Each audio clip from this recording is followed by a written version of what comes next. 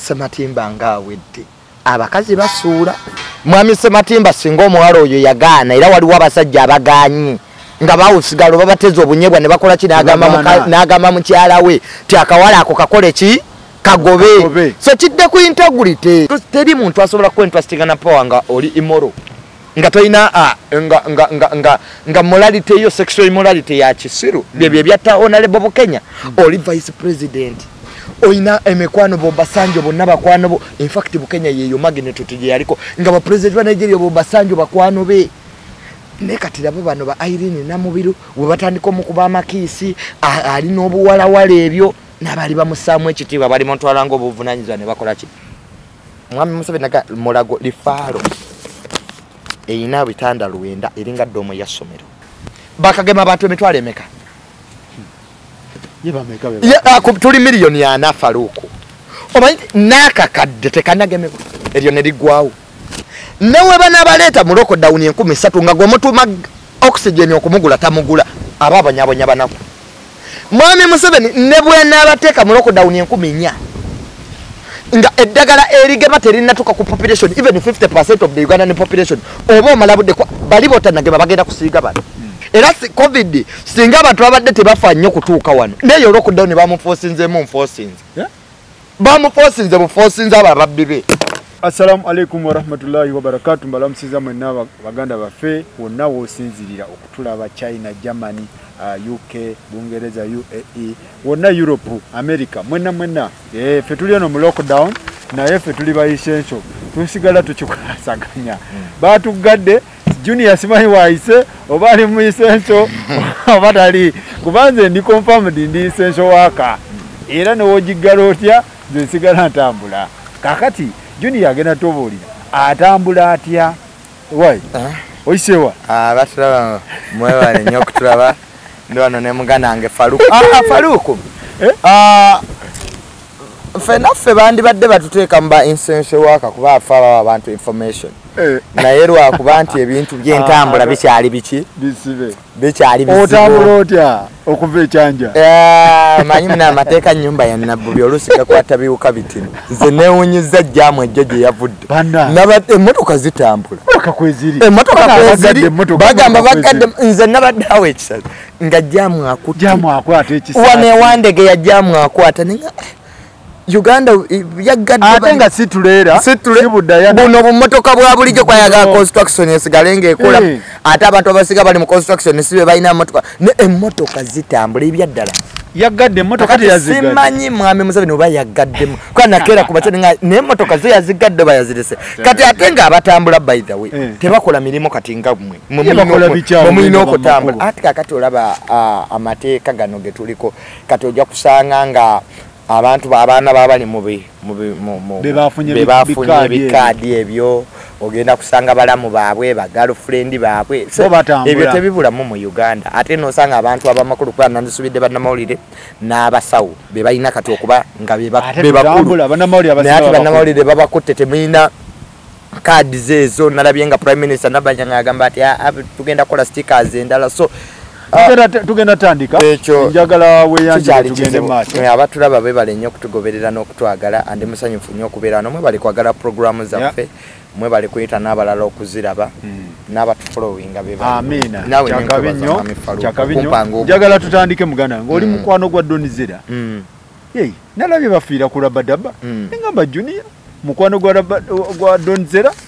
kati wajja n'atuwa ensonga ye ku bya Rabadaba ebigenda mu maaso tumale tugende mu nsonga z'aba minister ensonga ya Rabadaba ojogera kuba kati gwe oli mukwano gwa Donizera Donizera omumanyi ndi mukwano gwa Donizera nnyo era mukwano gwe ku level ki era waliwo ne bavaayo okwogera mbu nze ne Doni twali tweyaga naye by the way on a very serious note Donizera mukwano gwange naye tuba twali tweyagala tuli bantu bakulu 25 omanyi ekizibu kye tulina wano constitution ya Uganda egamba eti tobera above 18 osobola okwesalirawo bani bo associating nabo bani bo edify ne bani bo oyagala Sate Donizera muntu mulungi nnyo is one I know mutima omulungi agaba agaba Donizera bambi alina omutima omulungi agaba chechi kyasinga okugaba kyomanyi byonna abigaba kyasinga okugaba bojjango oyagala sente bojjango oyagala business bojjango oyagala friendship is an all round person byonna abigaba kyosalawo mugabi kyosalawo Faruku nokanti nze munne maama Doni nziza kola kino ali 360 ali 360 so people abantu we bataba kyoyagala kyakuwa. So she's a very nice woman. Kati gwali and I found her character interesting. Watwala kakati nze ku menu ku business jagala. Yeah. Oli ku menu ki? Yeah. Nange naina menu je nalindiko.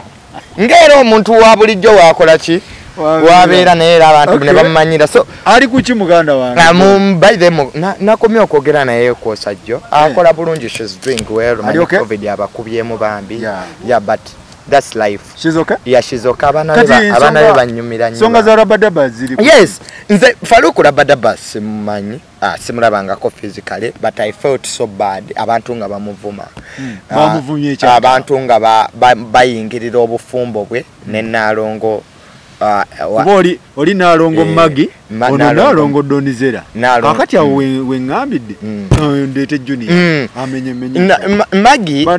Nalongo lwaki babasigira. Yeah, ekisoka by the way we batutwala ku somero tusomesa. Esomero soka buli muntu eyasoma is respect people's opinion, other people's opinions and decisions. Even when you don't agree with them, you still give them respect. Nena labyo okumanyira Rabadaba okwamaanyi bagamba nti oli yamuwasa. Kankubulire by the way ebintu bya love teri abimanyi. Nze Rabadaba muwagira ku kintu kimu nti bw'abasazeewo nga yamu making happy nga ne Nalongo asazeewo nti Rabadaba yamu making happy. Abantu tebalina reason lwaki bagenda maaso n'okuvuma Rabadaba nga bamugamba nti bamuwasizza. Ate era Faruku tewaliwo gye bakiwandika nti omukyala nti omwami yalina okusinga omukyala ssente. No, abantu bangi bali wano mu Uganda naye nga bakyala babe bakola mu bitongole eby'amaanyi. Era nga bw'otunuulira family budget omukyala ateka ssente nnyingi nnyo mu family okubeerawo. So nze abantu bonna abantu nga bakulu nga basukka emyaka 18 because the debate would have had singa Nalongo abadde ayagala omwana ali under age. Eyo twandiyingiddemu nga society okubagayidinga. But if the debate is Rabadaba muntu mukulu ne Nalongo muntu mukulu, simanyi gye baamiitinga beeyagale. So nze tamale sisobola kugamba nti tebateekeddwa kuba because bo besisinkanye ne boogera bayina right yeyo. So bwe mampa opinion yange I should first respect the opinion okubeera bonna because babadde bonna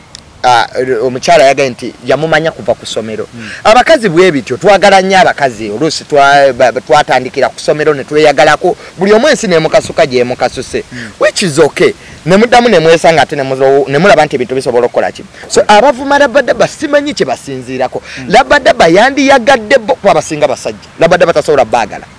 Yandiyagadde bo kuba Bayibuli egamba nti omukazi n'omusajja banalekangawo amaka gaabwe bagende beeyagale. So bano bantu bakulu. Ekyokubiri kye nalabye abantu nga bavuma Rabadaba Bannayuganda tebaagala mazima. Ate Abannayuganda nange bwe batwe bamanyira ku Donizera. Ndi ne mukazi wange tuli mu kunyumirwa. We are eating our money, we are eating our life, bikwatirako wa. Omanya Abannayuganda kye kizibu kye balina. Abantu abamu obufumbo bwabwe bwabalema. Abamu balemeddwa okuconcentratinga ku bizibu byabwe. They are looking for other people's problems. So abeezi mu Uganda tebe basinga okugamba nti abalala nti benzi. Ababbi ate be basinga okugamba nti abalala nti babbi. Rabadaba wabavudde n'akugamba nti nze nakubirira mu kikomera ndi mwana wa mwami. Yes, abantu olina obbagamba wajje yava. Manya abantu bamanyira olina obbagamba wajje wava. Nze bwe nva ne baba nti ndi mutabani wa mwami Bitabuse-Mirundi mbaseeraze. Mba nkugambye kyendi era nti abantu abasinga banja gye baga ebyo byogedde kubanga kitawo. But that's your thinking. That's the truth. Okitegeera. So mwami Faruku tetujja kuwala na Yesu kubanga mwana wa Katonda. Ekyo tekikola kyaggwa. So what are we saying? Nze Rabadaba mwagaliza mirembe we baba yene Nalongo kwa namwe abasiramu mugamba nti namwandu bamwenna kwameka bamwenna kwana afuna omusajja omulala amusanyusa. Kati bwe baba basazeewo abantu abakulu oba ono bamwanjudde oba tebamwanjudde ne buyindi by the way abakazi ate be banjula abasajja. So waliwo primitive society thinking eri mu bwongo bw'abantu ku marriage institution. Marriage ina kuwa wetuvulanze ensanzo obuzibu ne muzeyi wange because we are conflicting over generations. Ku marriage Muzeeyi agamba omukyala alina kwambala gomesi kakati olina kuzaala ku myaka bwegiti. Edda abantu bazaalanga bya kinyumu kusanyusa society pressure titamala ayina ki ayina omwana. But at the end of the day those people abakutadde ku pressure oyanjira omukazi oboza romana tebagenda kubeera ngo omulabirira. Tuli mu nsingo omwana ali very expensive. Olaba President Museveni atudde ku kitafu gy'eggwanga ayina abaana bameka ndowooza tebasukka na bataano. Kakati n'olwekyo kakati gwe ali uncertain ku future enkya mu kiseera kino oba ozaala ki ng'omwana ali very expensive okuva w'omuzaala okuva omwana alwala amasomero gago fees bazisasula abaana we baddayo. Kakati n'olwekyo omwana ali very expensive olina omuzaala nga wepreparinze. But because of so many society pressures, abantu bakoze ensobi. Mbulabadde gundi embaga bagifundinga, bagisponsoringa, tateeka. Tewali yo gwe batasondedde embaga. Nze naliko ku mukolo gwa let me tell you. Tewali yo era n'abagagga bakola budget. Batininya batakola budget kuba supporter okuba supporting and people are using rabadabazi nti rabadaba mwavu rabadaba kuba agama nti bamu supporting zabagama nti rabadaba mwavu. But poverty is not an issue for now wana tuli basajja. It's not an issue. Lero sobola okuba omwavu enkyo sobola okugaggawala. So let us not use people's status gye bali mukati okukonkuludinga tebasaanidde kuba na bintu bimu because love temanyi ebyo, love temanyi mugagga, love temanyi mwavu. As long as omuntu akoze ki akwagadde. So nandi kisuubidde ekyo nga kiva wa mukyala we. Fena ffe tulina abakyala olaba enesete gye nyambadde mukyala yagimpa faani wange nangamba nti kyovula nga njagala nnyo ngikolera mu nyukuta program era amasaati gensinga okuba nago bakyala be bagangulidde. Osanga omukyala mu supermarket agamba Mirundi ngoberera nnyo program zo nga namufumbo nagamba dondamu kyoyagala. Kakati kiba kitegeeza mbuno nti tamalemba mwavu kubanga ongolidde ekintu. No Magi rabada babadde watya ngo nalongo taliwo. Abadde yebeezaawo. Ffe tuli mu nsi mani tuli mu struggle Z. Tuli mu struggle 5. Buli omu talina garanti ku future ye mu Uganda. Abalina garanti be bawona libosa mu kuteesa but ne baweranga bana batano boga nti ne basiba Uganda lockdown emyaka 10 nze nja kufuna kyendya. Ne basiba Uganda lockdown emyaka 10 nga terikola. Bali abantu 10 abasobola okusurvivinga ne baga nti nze sina loan mu banka. Teri agenda twala kizimbe kyange. Ndyanwa ndi mu bulamu obweyagaza. There are very few. Mu Uganda there are very few. Kati n'olwekyo bannaffe. Love is love. And I want to be fair. Nange bwe nandibadde nga ndi mu situation ya rabadaba abantu ne bangamba sesaanidde olwa status yange okuwasa omuntu. Otherwise omulangira w'Ebungereza yasulawo ebitibwa byonna n'agenda ne Meghan. Kyogamba nti abalangira monarchies zaali zibuzeeyo Saudi Arabia tewaliyo bagagga bandi badde bamuwasa. So let us not be myopic when we are talking about people's love. Fe kyatuyingiza mu relationship ya Lwasa yali atandise okwewana bye yakolera oli. That's when we entered. Ne kakati ya Lwema ne Hamuza ne bona aboogedere bisongovu beeyagala.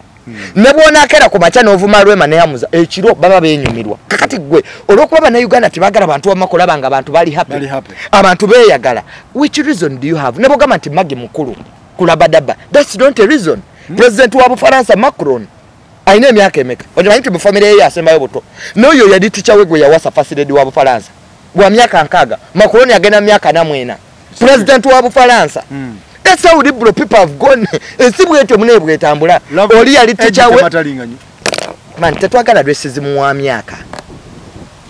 tetwagala lwesizimu wa myaka abazungu bawanisiza lwesizimu yakala tetwagala lwesizimu wa myaka. Kakati Macron oli yali teacher we namwe identifying nti omwana mugezi. Can quick example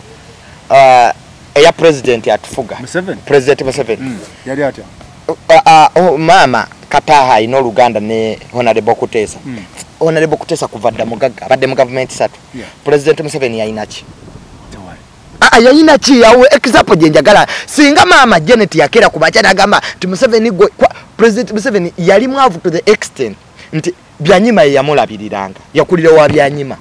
Eranga yeche yayagalanga ennyo kusoma butabo bwa communist. Ne bamujje wa kitawe amasika guta ne bamulabira. Era President Museveni agamba mu kitabo kye nti bwe twaso okugula amasanyalaze afande muhozi yabuka mu kitabo kye ekikadde the master seed omanyi kati bakikyusa mu ngebimu bimuswaza babijjamu nti afande muhozi yabuka akwate kutala. That shows you bali bamanyi obwavu kiki. Era President Museveni toyiza mukanti walonze nabbandi omwavu yete kikola bwe yo obwavu si issue buvaawo in a time You cannot tell Museveni, but you can tell Chinyata. So Museveni ayingira mu family y'aba Janet abali abagagga. Era omunene omu Mama Museveni yabewandika omunene omu yagamba Mama Janet nti otukoze ekizibu otuletedde akasajja akati. So singa mama yakyawa Mwami Museveni singa kati first lady buli omu ayina destiny ye ku nsi. Everyone is looking for a person who can understand him. Yeah.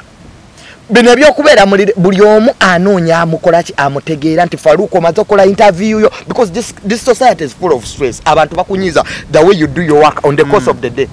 Kati simanyi bakunyiziza. Oyinza okuboze wano ng'oli munyivu naye nga sikimanyi. But you need that person to go back home. That person who can understand you. Rabadaba, so, it is fine. It is so fine. Tugende ebintu bya Peter Sematimba babirabye. Okuzaala mwawo sigalo Peter Sematimba nalaba ne kantiti. Last time ngalwanagana ne mukyala we.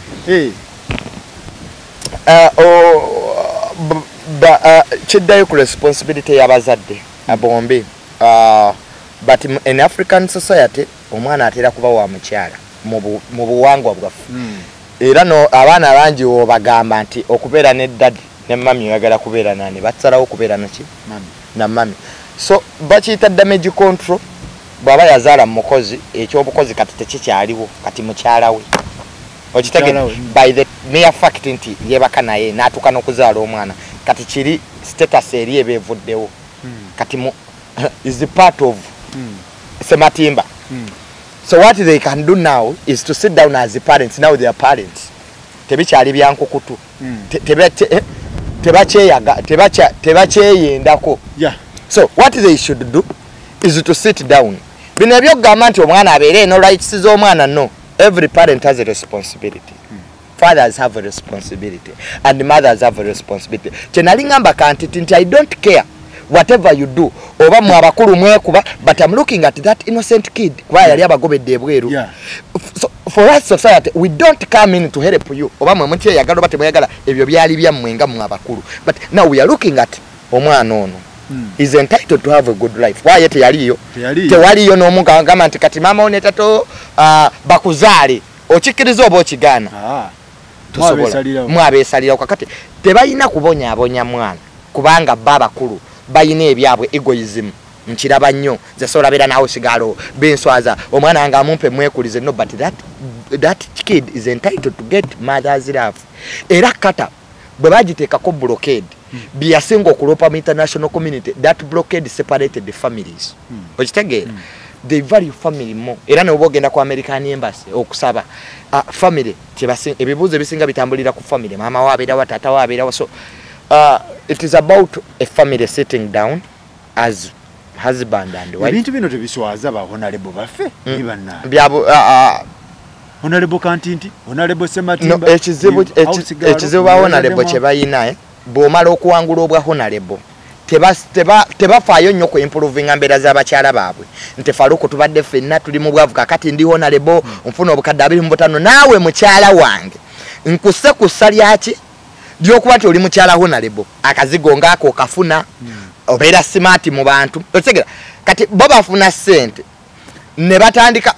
okunoonyayo ababasaana anti buli stage gy'oliko omuntu yenna bw'abanga tukyusa emikwano ku bintu bisatu ng'owasizza buli bakwano be bakubira nti tamale jantu tugende mu baloba ga mukyala wange ali ki ali waka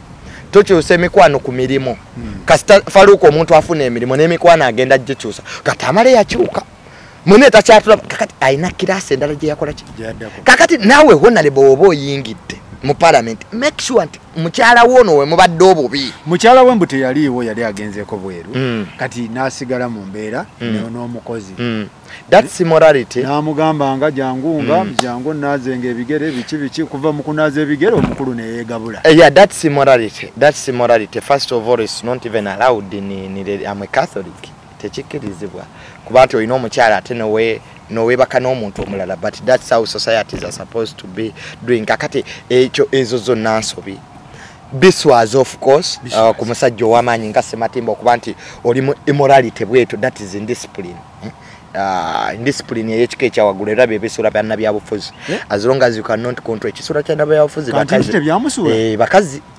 abakazi bazibu nnyo basuula abakazi basuula empaya ez'amaanyi abakazi basuula abasajja ab'amaanyi abakazi bantu bakwegendeza naye n'abakyala b'ewaka nabo waliwo bye batakola kati mu omwami w'omulese oli overseas obutonde bubanja omulekedde awusigala ate byawusigala ebyo mu kuteeka amazzi mu kinaabiro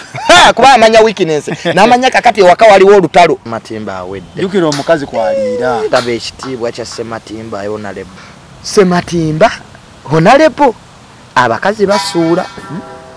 basuula bwati Honorable Bukenya bwe yagenda Vice President Kasitayini Namberu yamukuba kiss awedde Sematimba Bukenya bava mu bwana buto nga tebava mu bwana buto dasi morality ate omukazi agezeraga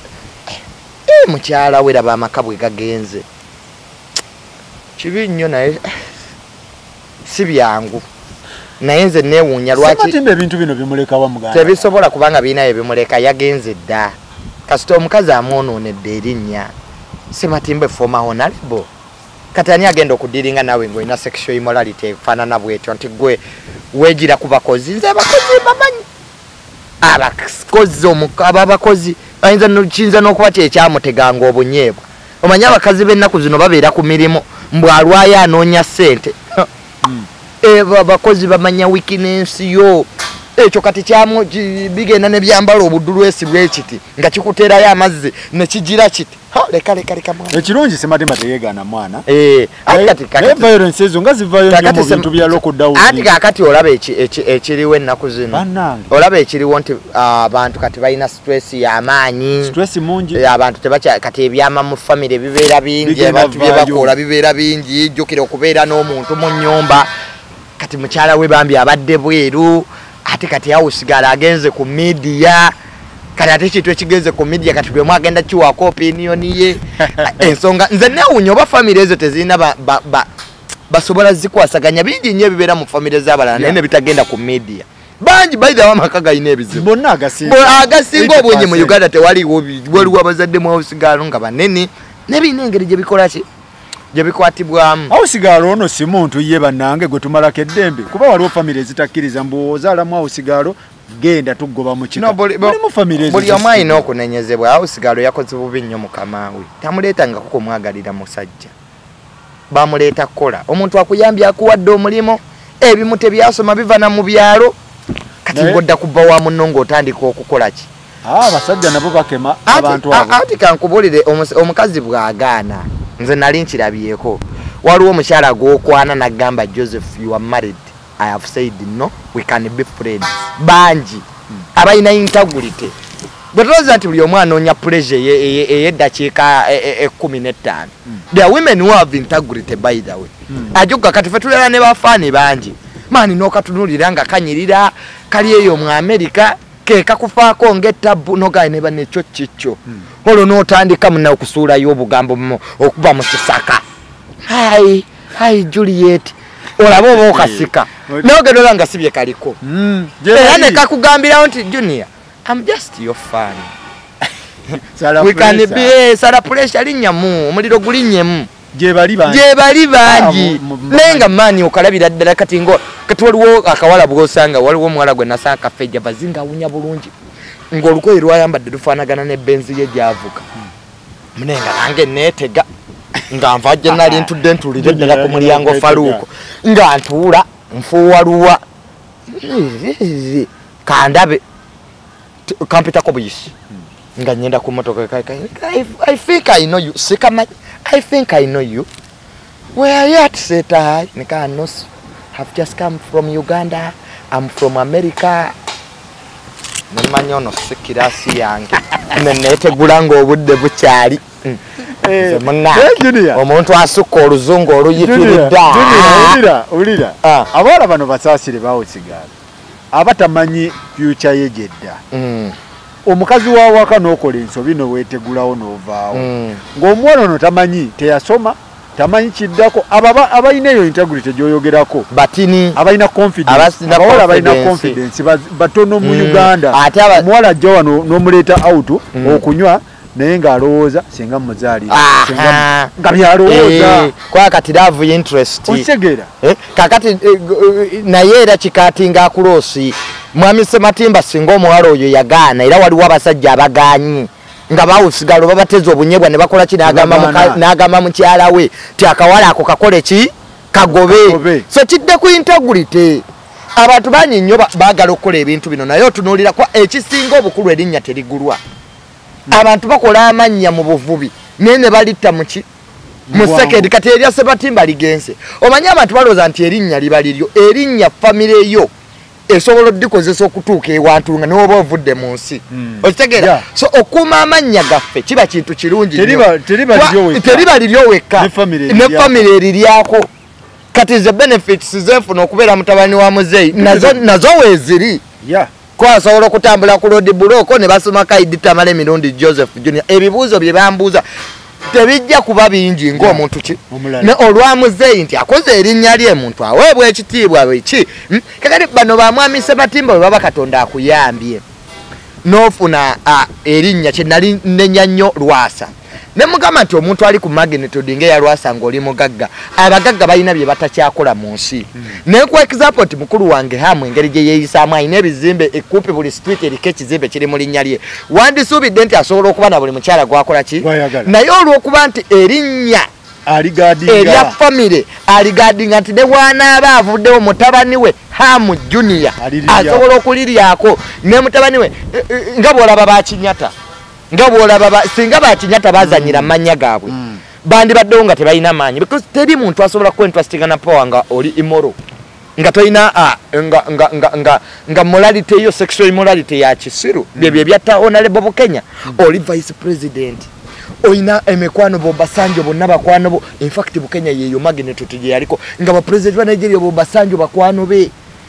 nekatira bo bano ba Irene Namubiru we batandika omukuba amakiisi ali n'obuwalawala ebyo nabali bamusaamu ekitiibwa bali mutwalango obuvunanyizibwa ne bakola ki because politics moves with integrity ebyo bikolebwa bayimbi omuyimbi talina kyafiirwa mu music temuli integrity na honesty because if a politics were values American values nti Clinton akawala nako kagenda ne kamwebambamu mu office akayudaya ne kagenda kamwononera Clinton era mukyala we ye yamutaasa oyo Hillary nti mukyala wa amaanyi nasigala nebba naye mu bazungu obikola omukazi omulala bakudiforcingirawo bakukyawa so abantu Clinton yomu kwa president abali basinga okwagala ne Clinton yaluzinga abantu abasoba mu bukadde obwo just by that incident ne baga oyo si ye Clinton president wa America gwe twali tumanyi nenga tewaliwo na sexy tape tewaliwo na sexy video just ekifaananyi nekisooka kimuttira ne kimwonoona kakati n'olwekyo Trump yakola ebintu emyaka 2 emabega n'olaba babadde babizza nti yakwatanga abakyala kubina tawa bakyala kitiibwa kwa politics waffe kyagale kigande bano bamwami Museveni babadde n'omukisa tebabadde bayeekera owafa agenda kuba honest na integrity tovula banga babbi olwaleero tebaagala kulabika ku siini beekweka abakola ebintu bino balala yo omubbi omutuufu talabika kubanga amanyi nti omwana we ajja kuba atudde mu kakiiko nga bamuveetinga walabye gwe bagobye kuba minister kazini wa mama gwe baganya okuveetinga talina corruption gondi sikando kati kale ka corruption sikando ke yali ayina mukazi watu nasavinga ne punishment okitegera kyamulemesezza so Sematimba erinnya aliwa kasteri nyali kuva laki yakiriza ono mwalo genda mamu ati kakati olaba ebintu ebisinga nakyo njagala kitunulire wabeerawo forces eziba zidriving kati oyo omukyala oyo omuwala bobera yebibiina byabakyala ebimalo bakwata nga bwolaba Brian White musajja watu yalina obuwala abulabirira abuwa emmere bubeerawo emirembe baseka ne kasita force yayingiramu emukuba abala ne batandika gamba nti yabakola ki yali abalwepinga naye ng'obaddewo obeerawo omuntu okumala emyezi kola bwe yakulwepinga yali yakusiba ku lujegere nga buli wayagala akulwepinga kakati n'olwekyo ojja kwetanga nga abawala bakwa ekintu ekitono ennyo ekiyinza okusolovingibwa nga family but because of other forces kuba nze nawulidde nti Nakiwala yabayita omukulu oyo yagaana ogendayo mwami Sematimba ati ne Nakiwala naye alina obuzibu naye talina yadi Nakiwala ekizibu kye tatunuulira nnyo kuyamba boss parties ayambako party emu bakyala okitegera naye n'abaami nabo tetujja kulinyigirizibwa kubanga tuli baki ate nga bangi abanyigirizibwa okitegeera sijja kunyigirizibwa kubanga ndi mumami goli mukyala nze sirina musaayi okitegeera kakati nze nakiwala nyenza okulaba nga wayingirira aina saidi gye yeekubira abeerako ne saidi kati ng'ebintu bya mwami Muzaata ebyo bintu byali bya famire nga byetaaga famire okutuula nga bwe tutudde wano bifune omuntu ali nnyuto nti ayita amala ogamba ki gundi ogamba ki fenaffe famire zaffe wamaziba n'ebizibu naye tubikonkakati naye ebintu naye abitaputa kifuula nnenge abeerako ne saidi gye yeekubira ate nga abantu abamu tebaagala gendayo aba yateekinze dda so onadzewo mu ofisi ya Nakiwala abeere nga ategeera ebintu kubanga kati ne Nakiwala naye omulaba ebibiina by'abakyala kati omukyala bigenda yingiramu naye nga tebaaliyo nga bano babikola because omuntu yenna kati mu media asobola okujja n'agamba yankaka bukasi naye nga mu actual sense mwasooka kuteesa nga mbadde na mu relationship because mu buli scandal truth yasooka okufa is the first victim truth abantu basobola okuba nga beeyagala nga badde ne relationship wegwa buli omu atandika kwogereramu n'ebisongovu ebituufu n'ebikyamu kakati tulina okujjamu nga tunaabayamba bo bombi be balina okutuula era waliwo omuntu omu yagamba nti President Museveni ne His Excellency Kagame tebeetaaga mediator bo bombi we batuula nga bwe ntudde wano bamala ebintu byabwe ne bonaleta mediator okuva South Africa ne bonaleta it is upon them to have a heart of negotiation kakati mu nsonga zino nga bwenziraba nga tetunaba kulaba nti oba force kye yavuze omukyalo ogenda ku mawulire where all of the alternatives okumanaging ekintu kino where all zonna zabadde ziweddewo family ya mwami Sematimba teriiwo tewaliyo bantu bakulu basobola kuyamba nga tugenze ku media kakati bwogeze ku media noyonoona mwami Sematimba ne family naawe kenyini olwo bawe eyonoonye kwa era teri agenda kuwasa kakati in the end mwami Sematimba ina sente asobola ogenda mu America n'abeerayo nega kati gwe nawe hausigalo nawe kitunulemu je omukyalo oli yakuleeta so byonna bidda ku negotiation zinga abantu abo tuveyo babiri so njagala tugende mu prime minister yagambye ti bagenda gabira abantu baffe sente luli bagaba kawunga ku luno bagala kugaba sente kintu kya sente kino abantu tebannakitegeera sente zino zigabibwe yemmeka ze tulina ofuna kati naffe tulinze ebibuuzo okuva ewa prime minister nga bwe yayogedde nekyo banjanga ebintu byabitaddemu ekyogaba sente Faruku ekyogaba sente ne Kenya ebadde ekikozesa n'ensi endala zikola ki n'ensi endala zibadde bayite ezikikozesa nga ziwa abantu sente si kipya nabadde ntunulako Kenya Kenya bakikozesa naye nga waliwo program ennungamu omanyi ebintu bya Uganda birungi kungulu era bikolebwa abagezi naye okubimplementinga weewa baki ye problem nti okwogera obugezi nti Faruku tugenda muwa kino process ki ekireetera okubeera nti kirambulukufu kyerufu ate n'omunnansi n'aganyulwamu mu ekyo kakati ebibuuzo naffe bye twali badde twebuuza sente mmeka ze bagenda obbawa banaategeera batya because mu Uganda bwogamba okuwa abali vulnerable buli omu ali vulnerable mu ngeri ye waliwo abantu nga bavubuka naye nga nabo tebasobola kwetuusaako kyakulya naye nga nabo bavubuka waliwo abakadde nabo tebasobola kwetuusaako kyakulya so okozesa age okuyamba kikyamu buli omu ayambibwe mu busobozi bwe kitegedde everybody oba muvubuka oba mwana oba mukadde gavumenti emuyambe ku mbeera gyakola ki kakati akawunga ko kaali kalungi nnyo nti ogaba akawunga walabanga ekikomera nomanya nti bo bali yaddeko bano be bali ki obubi naye olaba n'akawunga nako tekakola ki tekatuuka kati ate sente zo zinaatuuka ng'akawunga ebijanjalo n'akawunga posho and beans byo byagaana kati money tangible money gye bateekako kubanga singa ebadde ATM nti tuli mu cashless economy kalekaleko naye wano wenkwata simu yange nga Faruku kamusindikireyo zino olaba obeera ku mobile money mukazi wonna kupitana kati amalente yake bitwale bidi n'owulira nga kizibu kati gavumenti etakumanyi bo banazi kati kiki mwagala bannayuganda nze munsobe bano initiative mwagala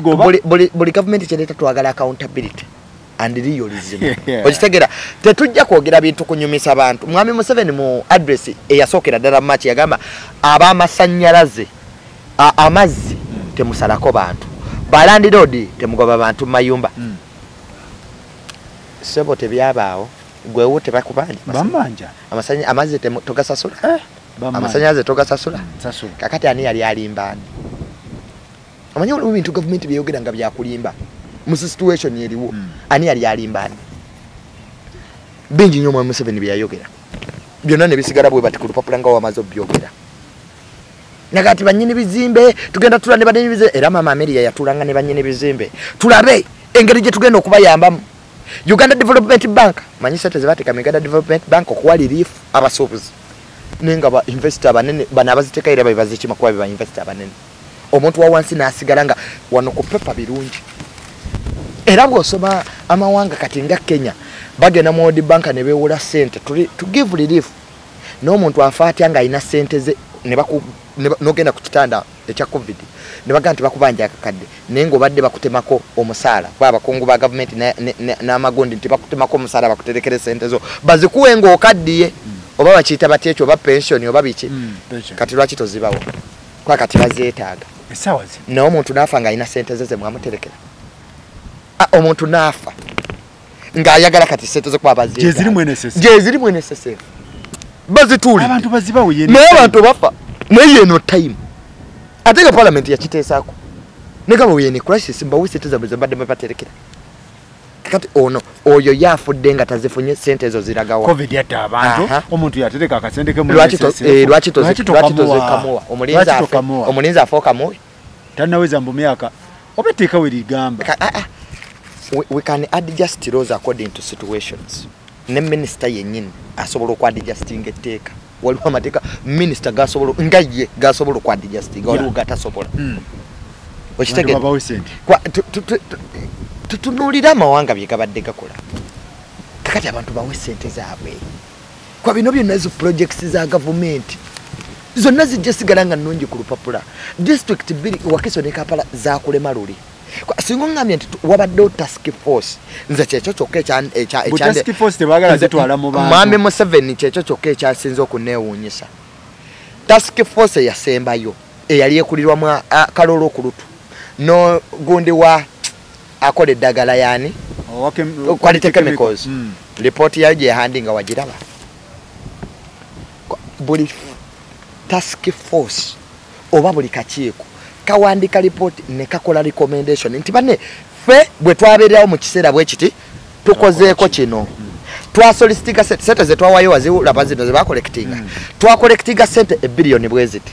era ne tugamba nti zigenda kukola kino accountability eri bwete fa akakiiko kaffe kali dissolved mbadde nsuubira kana akapya ke bakoze oba katandikirawo nga report bagihandinga nti Friday sooka yagenda bwete era ffe ne tuwaka nga bali abanene ababiri be batuddewo okwogerera akakiiko bye kakola kakati ffe tuhandinze over gavumenti etandikire wano ekiriwo kakati mwami Museveni okuggala eggwanga nga ne bye yakola luli kwa ekiriwo bye yakola luli bye twagala okumanya abantu bye baagala okumanya gondi yavuddeyo akyenge n'agamba nti bakwata biliyoni 20 mu mmeka ne bagula emmotoka n'emmotoka ezo zibadde tezituukanga singa covid tazza tuzande batwandizitegedde nti zinatuuka olaba gwe baawogula oxygen abantu bakitegeere bulungi abantu abasinze okufa si covid yabasse kubulwa oxygen abantu abasinze okufa mu malwaliro buli wowulira nga n'abasawo ne babona nga tetulina oxygen kati covid yabasse abantu oba bulwale ya oxygen basapulaya b'ebintu bino bannange omunene omu mu ministry ya health yavuddeyo n'agamba nti nange bwe nali nga sinajja ministry basapulaya be mwawa contract okusapulayinga era be bali basapulaya ba oxygen nze Faruku gavumenti eno yandibbye buli kimu amataka oba bagatwale minerals oba bazitwale naye yandikulidde abanaku oxygen nenga supplier bamusasula omugo omukaaga ebbanja lye lyaggwayo ye bamusasula ne oxygen taliwo nga supplier singa mukubuulira wano oyinza okaba amaziga bebawo okusuplyinga ensi ne we bagiggala emyaka 10 Faruku supply oyo ne family basigala bali mu bugagga obw'ekitalo basobola okulya naye nga tawadde na reason nti lwaki oxygen taliyo because one you can tell us engeri amawanga amalala nago gye gabadde gapurchasinga oxygen nga yagalibwa mu nsi yonna yaggwayo ku market oba wa bbeeyi ekintu ekitali kituufu oxygen taggwangayo tebaleeta muleete they didn't expect a country okubwa bweti kakati oyina numbers ezirinnye owoza covid yatta abantu gwe toyina oxygen faluko bwe tuba tulwana entalo ogenda mu lutalo anamudi conflict osoosayo ki byakulwanyisa osoosa mizinga tanka anti aircraft ballistic missile zonna zitikka era abantu nebategera nti Russia egenda mu lutalo ne bootabulira muntu kasita bazirabako faluko bw'oba ogenda mu bitalo by'obulamu osooka kukola ki facilities zibeerewo oxygen abeerewo amalwaliro gazimbe osooka oxygen nozzaako ebitanda nozzaako facilities okwegema ne kuba nti kwa bwereere immunization parliament esente ze yakaisa mu kulwanisa covid tugenda mu buwumbi nga 2,000 because one kati okyali kuwa oxygen okyali kuwa oxygen gwe baawo ogula eddagala ly'okugema ate ye yamazeeko pulaani yakoze ati parliament yabagamba bagule eddagala emiliyoni emu AstraZeneca oyo golaba because Pfizer America ina Pfizer Bungereza ekozesa AstraZeneca n'amawanga amalala bamuwa ne Johnson and Johnson ge madagala agaliyo kati ne Buyindi akola Pfizer gondi AstraZeneca ne Buyindi akola ne Buyindi akola pulira Moderna yakola Moderna ali nnyo oba ali nnyo mu America oba wa simanyi let me tell you agonna amadagala ogalaba gonna galina side effects nga bwomira panado just kyekiremye aba ministry ya health okunnyonnyola buli ddagala lyolaba kaabe Pfizer oyo alina side effect Pfizer basooka mugezesa Israeli ze zimu ku nsi ezasooka okugema joni ebintu bino byoyogero birinako buyino abasawo gundi bajja kujja wano bagambe omukulu oyo asasanya information nze nkola research Israeli yasooka okugema okitegeera yegamu ku mawanga agasooka okugema nga bakozesa Pfizer naye nabeera kyagenda beewunyisa nti be bagemye era baddamu ne bakwatibwa ki obulwadde so abakulu ba ministry ya health bandi badde batolya gwe bagemye ye takwatibwa nenga ndoza nti nego bagemye akola ki asobola okuddamu n'akwayalinga ki virus kakati gwe mwami Museveni tugamba oti be bagemye Tanzania be bagemye Kenya be bagemye Rwanda be bagemye Burundi bo baddemba okujjano ne batabulira mu Uganda mwami Museveni naga mulago lifaalo eyina bitanda luwenda eringa ddomo ya somero mwami Museveni bwe yagaa lifaalo eye mulago eyina luwenda covid yajja mu March amazewe emyezi emeka tulimu June tulimu guli omwaka bwe yasooka otugalira yatugalira myezi emeka giseewo paka na katulina ebitanda bimeka oxygen tewali ICUs kasubira June ensonga zino zitema naye nga temuli mu byabufuzi ye mwenyini sepeeki ye yajeyogeredde okay wabadde tomuwulira naga ICUs ziri abiri mu musanvu namuli okitegeera kati ebbanga eryo nga parliament eyisa buyisa nga parliament ebawa buwi batwewoleddeko sente mu World Bank nga obukwakulize bwewabaayo obumanyi nti mutuwe sente mwaba World Bank ngulire faluku ne tamale bitanda ne oxygen bwe bumu ku bukwakulize bwebewolerako sente tukulira ti capacity eriwa tebagikoze bakagema abantu emitwalo emeka tuli miliyoni 4 faluku omanyi n'akakadde tekanagemebwa eryo ne liggwawo kati America yemaze okugema abaayo etukwatidde obudagala buno anti G7 yatudde neekuŋŋaanya negati kakati mwensi enjavu kubanga America naga amawanga gegateeka sente mu kampuni ezikola eddagala kwa America test sezo zifa basobola okukola eddagala neritakola ya America nefiirwa kati amawanga gaba tegagala kufiirwa kwa ya America yo neteekayo ezayo kakati kampani ziri bwe zimala okukola yaga amadagala basooka ga America agaba gataddemu okuva ku process kati ekyo mwami Museveni sande mu kinyenyeza nnyo eddagala okulwawo kwanga basoka gali kubanga teyateekamu ali ku list wetuba tumubala ali namba nkaaga teyateekamu which is okay tayina n'amawanga ga Bulaya agamu gawaddeyo amateeka kola era nago bagawaddeyo ki naye tosobola kuŋŋa nti woba toyina bigema ate n'omukka ogussa teguliwo n'ebitanda kale sooka okoleko kimu funa omukka kwekita abantu mukka ate nga tolina garanti nti ne bebagemye ku sente z'otaddemu era tagenda kukwatibwa because there are new variants that are coming in check belot eya Buyindi eddagala ago ga Pfizer nago gasanze obuzibu ogirwanisa because the virus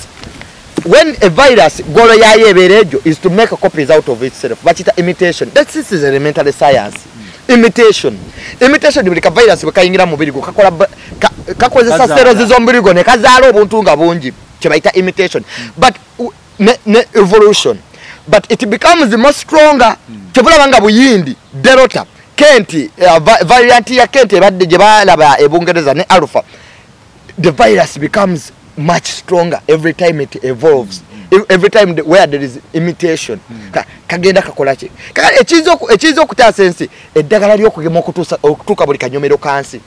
but the more time you wait the virus will become more stronger because it duplicates itself kakozesa sero za pokwe duplicate wenkuwa covid ajja kubeerako much stronger kakati ovalaba nga variant ezimu nazo amadagala agamu gasanze obuzibu ozirwanisa so what am I saying kakati kye tulina okuddako ffe nga Uganda singa Mwami Museveni yaŋŋambye nzimbyeyo amalwaliro bwe gati kati waliyo eddagala lye bayita lockdown ne bwe banaabateeka mu lockdown 13 covid is here to stay mpaka ngonga nti eriyo vaccine emuwonyeza ddala newe banabaleeta mu lockdown 13 nga gwemutuma oxygen okumugula tamugula aba abanyabonya banaku Mwami Museveni ne bwe nabateeka mu lockdown 14 nga eddagala erigema terinatuka ku population even 50% of the Ugandan population oba Amulabudde bali botanagema bagenda kusiiga bano what needs to be done is to create capacity tobanyabonya baavu togala bantu facility zibeerewo nego ngambo oti anti twakwata bilioni 23 ne tupa chasing emoroka ne okuva eri wansi kati ambulance ziremeka tugenda mu jura anti babadde basirise kati ezo bazirya era covid singa abantu babadde tebafa nnyo kutuuka wano neyo lockdown bamufosinzemu bufosinze ababbi be mwe bakolera nze kubuulira amazima oxygen yassa abantu abasiiga tewataliiwo ne emyezi emeka okuva ddi tanatuuka ebitanda tebiwera bitono era yagambye nti saagala tutuuke ku kyebuyindi naye amanyi kapasite gyayina tuli mu lutalo nga tetulina ng'omwana bw'omutwala ku ssomero nga talina kitabo na peeni agenze kukola ki kakati Mwami Museveni nze buli wamulaba nga talina kitabo na peeni manya alumya baavu alumya abantu babwereere because a pen n'ekitabo omwana takina nebwona tukweka mu nnyumba kafyu owesaawo abadde atuyamba ki ovedi abadde atambula kiro kati kafyu abadde ayamba ki kafyu is equivalent to lockdown gyotaddemu abantu nga tokoze capacity kuba abalwadde newe banaaba 7 nga bw'olina mu Uganda nga oxygen era tomuyina nga masike z'obwerere toziyina nga tolina ddagala liwonya nga tolina ddagala bajja kukomawo era bajja kukomawo basiige abalala. So what needs to be done? Funa ebikola ng'omuntu agenda mu lutalo. Mukitegeera? Kyovula banga za Australia, zi New Zealand, zi Japan zikoze bulungi. Why? The first line is to have a good health system. Ofuna equipment. When you don't have equipment, ogenda kusigala ng'olamentinga ng'omwana talina fees zigenda ku ssomero. N'asigala ng'ayambadde uniform naye tojjaddira ennyamu. Muchagede kakati obuzibu bwa get facilities get equipment nandibadde musanyufu nnyo nga Mwami Museveni akutte speech aga 300 ambulances have come, we have how many constituencies, ne bazidividinga. Now in this time we created 5 referral hospitals that artificially built with equipment. Oxygen cylinders are 10,000 oxygen cylinders from India. I have cut a deal with Pakistan to give us more rice we shall pay in the next 15 years. Pakistan yetuwa omukyere. Olaba tusasula mabanja ga Congo. Getutabba yunga tetumanyi ne yabba timba bwe baliwa na babba kolodi ne timba. Ne Uganda fa basasula. Eyali ya timba tomumanyi. Tomumanyi ne nge banja Congo etubanja tusasula. Kakati buli mwami Museveni lwagenda ne yewola. At least yewolere ku bino. Yewulire ku bino. Ati kyegwenti ebirala byonna bandi bibye ne tusasule nze tetunuma nga nsasula masiki. Nsasula timba bulitize mwadwa. Ani yabba golodi e Congo ye banja lye tusasula. Eria appearinga ne mu presidential address ya 2016 ngamba bazatugamba nga yali negotiator mu ddyo bino banagana bali redo bisasulira pandemic tuli ready wewole pandemic wewole mu pandemic wewole ku mask omuntu wegundi NSSF we abantu sete zabwe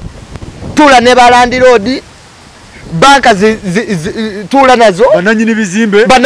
tula nabyo covid is a natural disaster ya muleta ozitegera abo bonna tula naye olw'okuba nti byabwe tasobola kwetemako ku ggulu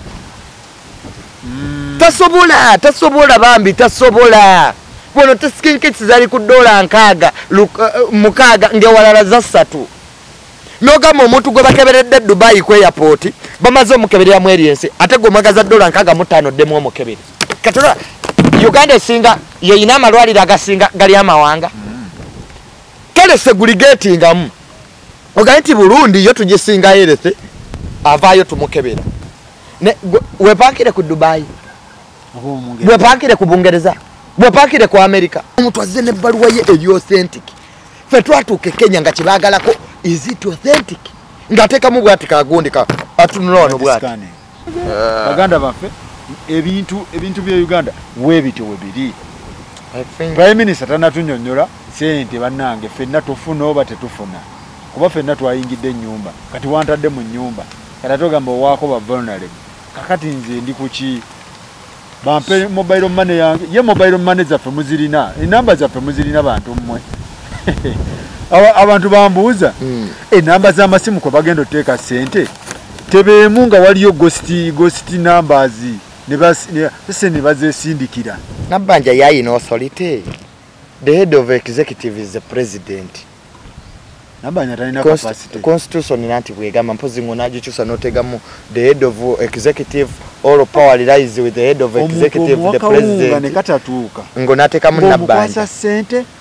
tebiriyo. Uganda talina capacity yo banazikuwa mpaka ddi. Yaba luvalunalebo be baliwa. Olaba watate Uganda namba yoneri. Luvalunalebo kati golonda mochi. Nze Land Road yazze ne mugala soko ogendo banje President Museveni nze sinagala nabadde nchasobola okusasula nga nkola kati obanja zaaki. Ne ebyo byonna ebibina bya gutumanyi bantu bazze mu bwavu. Abantu bazze mu bwavu. Abantu babadde maloni. Ebo bonna bagenze.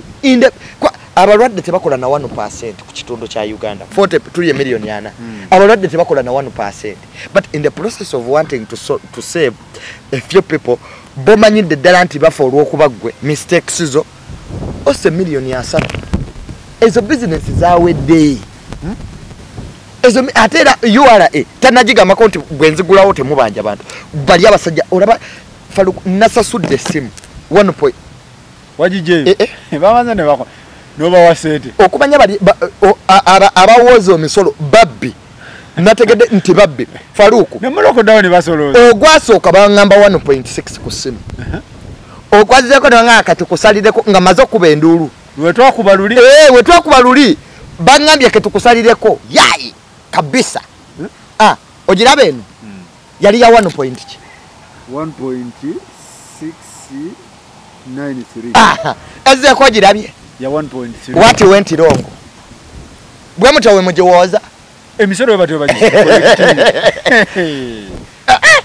banange yola olabye baluwa zino zenna omuntu leta akakadde kamu twalo nkaga esimu zekola ki okujja yechi iPhone Pro 11 ozitegedde nongamba akakadde kamu emitwalo muki kwe tulio batwafuddeko nekwa akadde kamu emitwalo ki nkaga bwe nazzeeyo okulinga tukubye enduulu wano bala no batubba tebaswadde tebakwatiddwa kozanya kati tuwe akamwasa soko kale tuwe akamwasa kale tuwe akamwasa nenga kati Faruku bwalijja yenga bamuga ne Faruku gwe oba bino ebikazi bino ebinyirire ennyo kijidde mukuni ngaga abadagamba gwe leta yatano emisoro bwe batwe izizi ne baluwa nsinga baba bwe mutowe mujiwoza bwe lito bwe lyafa nze manyi URA nagenze kudia kati omuntu atalina mwogere kati nze tamale baleka banzigiddeko lwabwogerero kuba ndulu nenga 1.6 kusimu emu just agenda kutunda 1.6 mbo amasimu tugatakisinga okuva ku mawanga gye gava ne mugamba okay ne 1.6 ku iPhone Pro 11 ngayo ya kusente mmeka ku iPhone Pro 11 wano ya milioni 3 wano katale market tubakwagaza kamunka neba kwagaza kamunkaga kakati milioni 3 jja kukamunkaga osigazawo mmeka otegede kakati zosika sigena no gitunda kakati nolwecho bwe nazeeyo yino lisito girabye ne banka nensasula gwengeri joli tamale kakati tukusala ne ngamba mutima gwange naye gwanga lifudde bweriti yafa nti kati emisolo gya kutululira tamale sibya konjera gwanga tobirabye wamma mbiyina lisete zizino aba URA nziyina era nanyenyezo wali mutendera kinti lwaki ndeta zino lwaki ndeta zino nsonga ki nga bonna beemagaza bwemagaza bye bino mbu motoka simanyi yayingira simanyi twaji taxinga twaji overtaxinga bichi kati bye bino esimu eno twade tetugyetegereza kati kira kati nsonga ki gye bakuwaawo ensonga gye bampa kukuba ndulu najja wano ku programu yo nekubira endulu na ababbi bali banziba bwe nazeeyo nakale kati tukusaliddeko nemuga omuntu okujja ku 1.6 nakuzza ku kamu asatu nekakati ajja asinga konze yetatasula kati nze tamale sina kyendi wayinza okuba muno omulala yetasasulira ekitongole ekikola bwe ekityo mu Uganda okijjawa omanyi balowooza nnima tozirabye wamalisi kati kitegeeza ezo kubaako n'ez'omuntu oyo akugize ng'alinako commission nakubidde muganda wange akola mu URA naŋŋamba nti anyway njakyaza Vincent muganda wange Vincent ona nnyonnyole si epyala wa gundi wa URA DHL ajja nnyonnyole DHL era tagikwatemuuko emisolo gyeteeka ku bintu by'abantu DHL eyo DHL anti esimu yayita mu DHL tufune olunaku bayite tufune olunaku ebabuulire engeri gye bakwatamu emisolo gyabwe yo yeewuunyisa soko nnyonnyole DHL biki esimu yayita mu DHL eyo kampani gy'olaba DHL nyenda okutuula ku DHL nga baŋŋamba nti esimu tugikugyako 30% biki ne mbagamba esimu gye sitagenda kutunda onzigyeko 1.6 ku iPhone Pro 11 ey'emiliyoni 3 kati iyo nga yagulwa mmeka ne baŋŋamba esimu tuzitakisinga nga bapapalanya bwe neekubira endulu wano nazeeyo nga kakati gwe tukusaliddeko DHL byekola nayo ninga esimu emwe umeme osasula emitwalo 2 leero ne bakuwa units 2 enkya nosasula ne bakuwa ya 3 leero ne bakuwayo units ye bintu ebyo bitambula bitya unit leero osasula teziri standard oba we baagalidde nze ate kaponi ziri nnyamwemu ebintu bya Uganda matankane president yetaaga okutereza okitegeera yetaaga okutereza ebitongole bino byetaaga ate oyo omugundi wa URA abadde akoze bulungi mukama waabwe mukama waabwe abadde akoze bulungi because ayina direct gondi to the president